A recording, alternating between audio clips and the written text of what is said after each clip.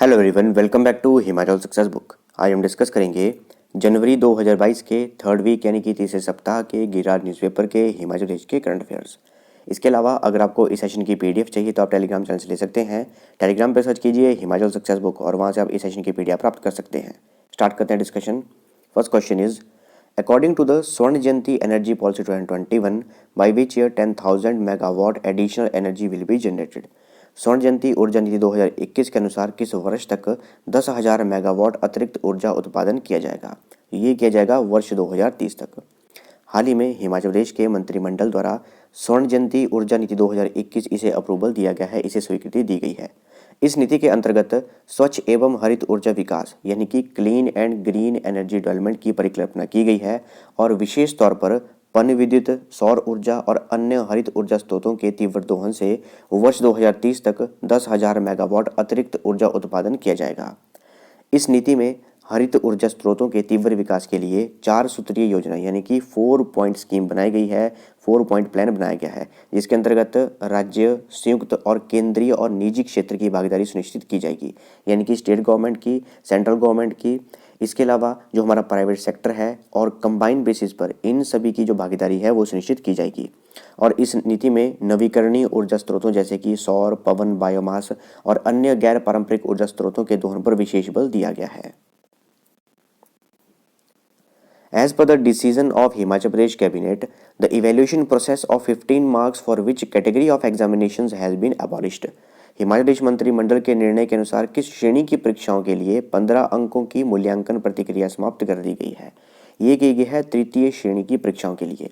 हाल ही में हिमाचल प्रदेश मंत्रिमंडल द्वारा एक निर्णय लिया गया है जिसके अंतर्गत तृतीय श्रेणी की सीधी भर्ती में 15 अंकों की मूल्यांकन प्रक्रिया समाप्त कर दी गई है, जिसमें कि लिखित परीक्षा में प्राप्त अंकों के महत्व में बढ़ोतरी कर इसे अब 85 से बढ़ाकर 100 अंक करने का भी निर्णय लिया गया है, ताकि क्या हो सके, ताकि जो हमारी प्रक्रिया है, भर्ती प्रक्रिया है, उसमें पारदर्शिता लाई जा सके। Next is where did Chief Minister Jairam Thakur recently inaugurate a heliport built at a cost of rupees 18 crore. मुख्यमंत्री जयराम ठाकुर ने हाल ही में कहां पर 18 करोड़ रुपए की लागत से बने हेलीपोर्ट का लोकार्पण किया। ये किया गया शिमला में। तो मुख्यमंत्री जयराम ठाकुर ने हाल ही में शिमला में संजौली ढली बाईपास के समीप 18 करोड़ रुपए की लागत से बने हेलीपोर्ट का लोकार्पण किया। और इस परियोजना के निर्माण के लिए केंद्र सरकार द्वारा स्वदेश दर्शन कार्यक्रम के हिमालयन सर्किट के अंतर्गत 12.13 करोड़ रुपए प्रदान किए गए हैं और केंद्र सरकार की उड़ान 2 योजना के तहत 6 करोड़ रुपए प्रदान किए गए हैं। इसके अलावा केंद्र सरकार की उड़ान 2 योजना के तहत हिमाचल प्रदेश में बद्दी, रामपुर और मंडी यहाँ पर भी हेलीपोर्ट का निर्माण किया जाएगा और वर्तमान में हिमाचल प्रदेश में 64 हेलीपैड हैं। इसके अलावा प्रदेश सरकार द्वारा 38 नए हेलीपैड का निर्माण भी किया जा रहा है।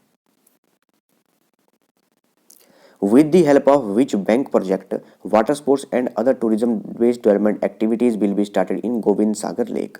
किस बैंक की परियोजना की सहायता से गोविंद सागर झील में जल क्रीड़ा और अन्य पर्यटन बैंक आधारित विकासात्मक गतिविधियां आरंभ की जाएंगी। ये की जाएंगी एशियन डेवलपमेंट बैंक की परियोजना के सहायता से। तो हाल ही में मुख्यमंत्री जयराम ठाकुर बिलासपुर दौरे पर गए थे और वहाँ पर इन्होंने काफ़ी लोकार्पण भी किए और काफ़ी अनाउंसमेंट भी की और इसी में एक था कि गोविंद सागर झील में जल क्रीड़ा और अन्य पर्यटन आधारित विकासात्मक गतिविधियां शुरू की जाएंगी और ये की जाएंगी एशियन डेवलपमेंट बैंक की परियोजना के अंतर्गत। Recently, the Himachal Pradesh cabinet has approved to change the name of Chamarla village to Dharabag of which district। हाल ही में हिमाचल प्रदेश मंत्रिमंडल ने किस जिले के चमारला गांव का नाम बदलकर धाराबाग करने की मंजूरी दी है। ये दी गई है कुल्लू जिले के। तो हाल ही में हिमाचल प्रदेश के मंत्रिमंडल ने कुछ गांव के, कुछ जगह के नाम चेंज किए, जिनमें से कि कुल्लू जिले के चमारला गांव का नाम बदलकर धाराबाग रख दिया गया है, हमीरपुर के चमारगढ़ का नाम धमेड़ वन रख दिया गया है और शिमला के बंदूर का नाम विक्तादी करने को मंजूरी दी गई है। Recently, the central government has approved how many veterinary ambulatory vehicles for Himachal Pradesh. हाल ही में केंद्र सरकार ने हिमाचल प्रदेश के लिए कितनी वेटरनरी एम्बुलेटरी वाहनों को स्वीकृति प्रदान की है। तो टोटल 44 वेटरनरी एम्बुलेटरी वाहनों को स्वीकृति दी गई है केंद्र सरकार द्वारा हिमाचल प्रदेश के लिए।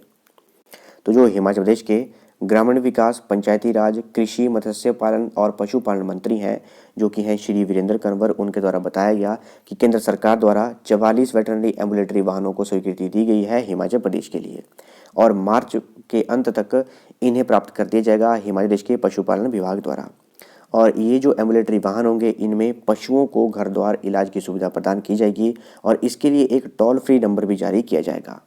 इसके अलावा वीरेंद्र कंवर द्वारा चंबा डिस्ट्रिक्ट के भटियात के चुवाड़ी में 67 लाख से नवनिर्मित Mahatma Gandhi indoor badminton court का लोकार्पण भी किया गया। अच्छा, मुझे कमेंट बॉक्स में एक क्वेश्चन का आंसर लिख के दीजिएगा, जो वीरेंद्र कंवर हैं इनकी कॉन्स्टिट्यूंसी क्या है, उसका नाम क्या है। Chief Minister Jairam Thakur inaugurated the new outpatient department, that is OPD building of Indira Gandhi Government Medical College Shimla, constructed at a cost of how many crores? मुख्यमंत्री जयराम ठाकुर ने कितने करोड़ की लागत से निर्मित इंदिरा गांधी राजकीय आयुर्विज्ञान महाविद्यालय शिमला के नए बाह्य रोगी विभाग यानी कि ओपीडी भवन का लोकार्पण किया? तो 103.18 करोड़ रुपए की लागत से इसका निर्माण किया गया और इसका उद्घाटन किया मुख्यमंत्री जयराम ठाकुर ने। तो मुख्यमंत्री जयराम ठाकुर ने हाल ही में आईजीएमसी शिमला के नए ओपीडी भवन का लोकार्पण किया और इस भवन का निर्माण जो है 103.18 करोड़ रुपए की लागत से किया गया। इसके अलावा वहाँ आईजीएमसी शिमला में एक ट्रॉमा सेंटर का निर्माण किया जा रहा है 40 करोड़ रुपए की लागत से। और अभी हिमाचल प्रदेश में 6 राजकीय आयुर्विज्ञान महाविद्यालय हैं यानी कि मेडिकल कॉलेज हैं, टोटल 6 हैं और अभी जो 7वां है वो एम्स बिलासपुर में बनाया जा रहा है। इसके अलावा हिमाचल प्रदेश में वर्तमान समय में 41 ऑक्सीजन प्लांट भी हैं। At which place did Chief Minister Jairam Thakur inaugurate the गौ सदन constructed at a cost of ₹2.22 crore? मुख्यमंत्री जयराम ठाकुर ने किस स्थान पर 2.22 करोड़ रुपए की लागत से निर्मित गौ सदन का उद्घाटन किया? ये किया गया सुन्नी में। तो हाल ही में मुख्यमंत्री जयराम ठाकुर द्वारा शिमला ग्रामीण के सुन्नी में 2.22 करोड़ रुपए की लागत से निर्मित गौ सदन का वस्तु उद्घाटन किया। पहले भी ये गौ सदन वहाँ पर था, लेकिन इससे पहले हिमाचल प्रदेश का जो पशुपालन विभाग है गैर सरकारी संगठन यानी कि एनजीओ की सहायता से चला रहा था और इसका पहले जो नाम था वो था हरि गौ सदन और इसमें लगभग 200 गायों को आश्रय प्रदान किया गया है। और अब इसे जो है हिमाचल प्रदेश में बड़ा गौ सदन बनाया जाएगा और 2.22 करोड़ रुपए की लागत से इसका निर्माण किया जाएगा। और इस गौ सदन का उद्देश्य जो है वो देसी पहाड़ी गाय जैसे कि गौरी, साहिवाल, रेड सिंधी आदि देसी गायों की नस्ल को संरक्षित करना है। इसके अलावा अच्छी नस्ल के सांड को भी तैयार करना है। और ये जो गौ सदन है हिमाचल प्रदेश का ये 6ठा गौ सदन है। और जो 5 गौ सदन हैं वो हैं कोटला बड़ोग जो कि सिरमौर जिले में है, हांडाकोटी सोलन जिले में है, खेड़ी हमीरपुर जिले में है, थाना कलां खास ऊना जिले में है, लुथान ज्वालामुखी ये कांगड़ा जिले में स्थित है। तो इन 6 के 6 का नाम ध्यान रखिएगा। इसके अलावा राज्य सरकार ने सड़कों पर घूमने वाली बेसहारा गायों को आश्रय देने और उनके चारे की व्यवस्था करने के लिए हिमाचल प्रदेश गौ सेवा आयोग का गठन भी किया है। और हिमाचल प्रदेश सरकार ने लाहौल स्पीति जिले को छोड़कर बाकी सभी 11 जिलों में गाय सदन गाय अभ्यारण्य स्थापित करने की निर्णय लिया है, घोषणा की है। देखिए, लाहौल स्पीति जिले में कोई भी गाय सदन या गाय अभ्यारण्य क्यों नहीं बनाया जाएगा, क्योंकि वहाँ पर कोई भी आवारा पशु दर्ज नहीं किया गया है। लाहौल स्पीति जिले में कोई भी आवारा पशु नहीं है। इसके अलावा हिमाचल प्रदेश में सड़कों पर आवारा पशुओं की जो संख्या है वो है 27,352, जिनमें कि लगभग 13,337 पशुओं को गौ सदनों और गौशालाओं में पाला जा रहा है। इसके अलावा 20वीं पशु गणना के अनुसार हिमाचल प्रदेश में 36,311 बेसहारा पशु थे। और हिमाचल प्रदेश में अलग अलग कार्यक्रम भी चलाए जा रहे हैं, जैसे कि गौ अभ्यारण्य और गौ सदन चलाने के लिए संसाधन जुटाने के लिए शराब पर ₹1 प्रति बोतल उपकर भी लगाया गया है। और राज्य सरकार ने गौ सदनों को आर्थिक सहायता प्रदान करने के लिए सभी मंदिर ट्रस्टों को अपनी आमदनी का 15% हिस्सा देने के आदेश भी जारी किए गए हैं। इसके अलावा राज्य सरकार द्वारा गौवंश योजना के तहत राज्य में गौ सदनों को प्रति गाय प्रति माह ₹500 की सहायता भी प्रदान की जा रही है। How many Atal Gyan Kendra were launched by chief minister Jairam Thakur in the Kullu district? मुख्यमंत्री जयराम ठाकुर द्वारा कुल्लू जिले में कितने अटल ज्ञान केंद्र शुरू किए गए हैं? टोटल 11 अटल ज्ञान केंद्र शुरू किए गए हैं।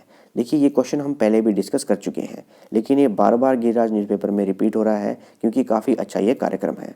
तो ध्यान रखिएगा, कुल्लू जिले में मुख्यमंत्री जयराम ठाकुर द्वारा 11 ग्राम पंचायत ज्ञान केंद्र शुभारंभ किया गया था और ये किया गया था पूर्व प्रधानमंत्री अटल बिहारी वाजपेयी जी की जयंती के अवसर पर।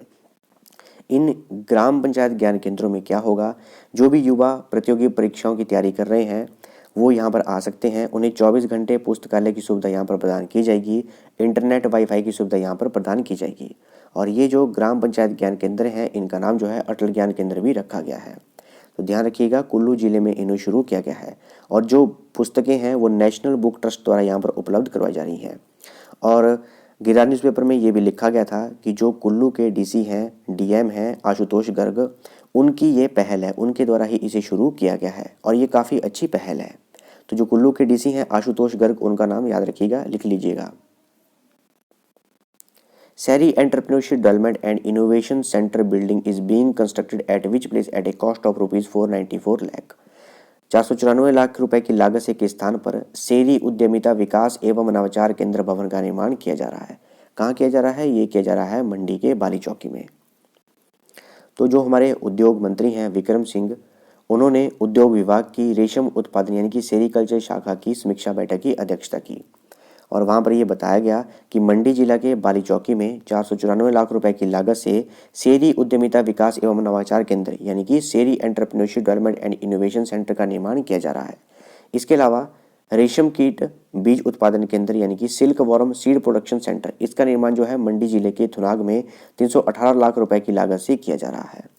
और अभी हिमाचल प्रदेश में 89 रेशम कीट पालन केंद्र हैं और हिमाचल प्रदेश में 1287.51 बीघा में शहतूत यानी कि मलबेरी की खेती की जा रही है।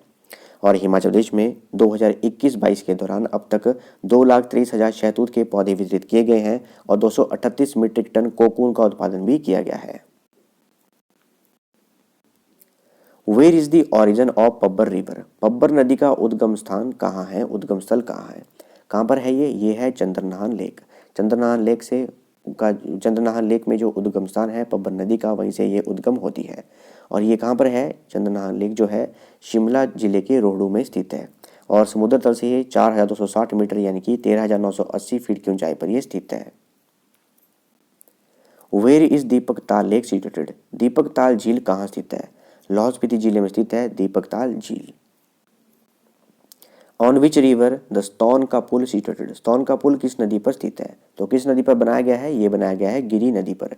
गिरी नदी जो है सिरमौर जिले में है। ये सिरमौर जिले को 2 भागों में डिवाइड करती है और ये स्तौन का पुल जो है सिरमौर जिले में ही है। और गिरी नदी जब सिरमौर जिले को 2 भागों में बांटती है तो एक को बोलते हैं गिरी आर, दूसरे को बोलते हैं गिरी पार। लकड़ी डांस संवाद dance is the popular dance of which place? लकड़ी नृत्य संवाद नृत्य कहाँ का प्रचलित नृत्य है? तो कुल्लू जिले का प्रचलित नृत्य है लकड़ी नृत्य, जिसे कहते हैं संवाद नृत्य। By what name was the Nurpur region known in ancient times? Nurpur क्षेत्र को प्राचीन काल में किस नाम से जाना जाता था? तो किस नाम से जाना जाता है? इसे जाना जाता है दमेरी के नाम से। इसके अलावा सुकेत सुंदर नगर को बोलते थे, हिंडूर नालागढ़ का नाम था और नगरकोट भीमकोट ये कांगड़ा का नाम था। Recently, who has launched the website of Himachal Pradesh real estate regulatory authority? हाल ही में हिमाचल प्रदेश रियल एस्टेट नियामक प्राधिकरण की वेबसाइट किसने लॉन्च की है? किसने लॉन्च की है? ये की है सुरेश भारद्वाज ने।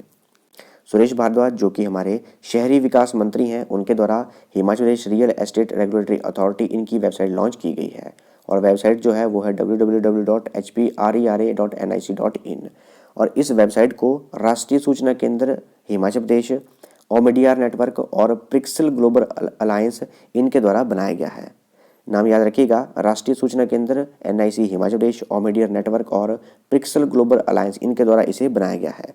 और जो Himachal Pradesh real estate regulatory authority है उसके जो अध्यक्ष हैं, चेयरमैन हैं, वो हैं श्रीकांत बाल्दी। ये थी हमारी डिस्कशन और अगर आपको इस सेशन की PDF चाहिए तो आप टेलीग्राम चैनल से ले सकते हैं। टेलीग्राम पे सर्च कीजिए हिमाचल सक्सेस बुक और वहाँ से आप इस सेशन की PDF प्राप्त कर सकते हैं। इसके अलावा फेसबुक, इंस्टाग्राम, टेलीग्राम इन पे भी आप फॉलो कर सकते हैं। So thanks for watching video, do like, share and subscribe my channel.